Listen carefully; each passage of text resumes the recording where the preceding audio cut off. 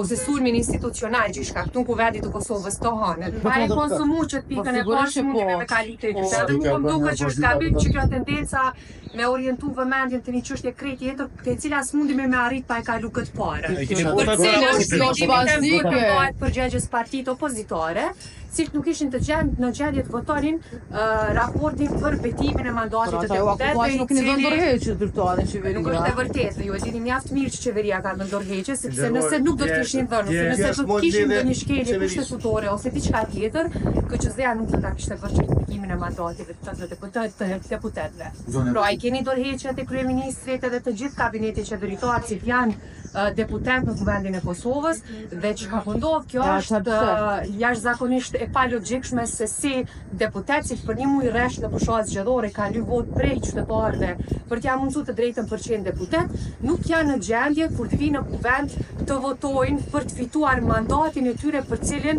kanë kërkuar vot prej qytetarëve. Kjo është papërgjegjësi totale. Ata presin vizjave të vendosje t'ia siguroj mandatin secilit prej deputetëve, mendoj që është gabim.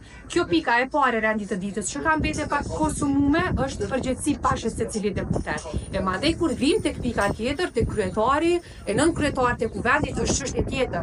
Por ama mos kaluajmë për cilën ka pasur sigurisht bisedime, sepse nuk vihet në kuvend të nuk ka pikën e parë, pikën e dytë për kryeparlamentarin, absolutisht ka pasur për të dytën pa e kalu të parë. Jena e dim procesin, por nuk po thotë se keni bisedu. Nëse ideja është me humb këtë përgjegjësinë, mos me vu në pas përgjegjësinë e partive opozitare për skandalin ose sulmin institucional që i shkaktun kuvendit të Kosovës të hanën, e me kalu tek pika e dytë për cilën ende nuk jemi aty, mendoj që është gabim. Po ama KQZ-ja i ka certifikuar këto mandate dhe nëse do të kishte pasur diçka që është në shpërputje me kushtetutën ose me ligjet në fuqi, KQZ-ja do ta kishte bllokuar qysh në fillim. Dhe ne do të kishim bri fare deri këtu. I kemi dorëheqjet, i kemi të dokumentuara në komisionin verifikues të mandateve dhe të korumit, gjitha partitë politike e kanë pasur ato në dispozicion.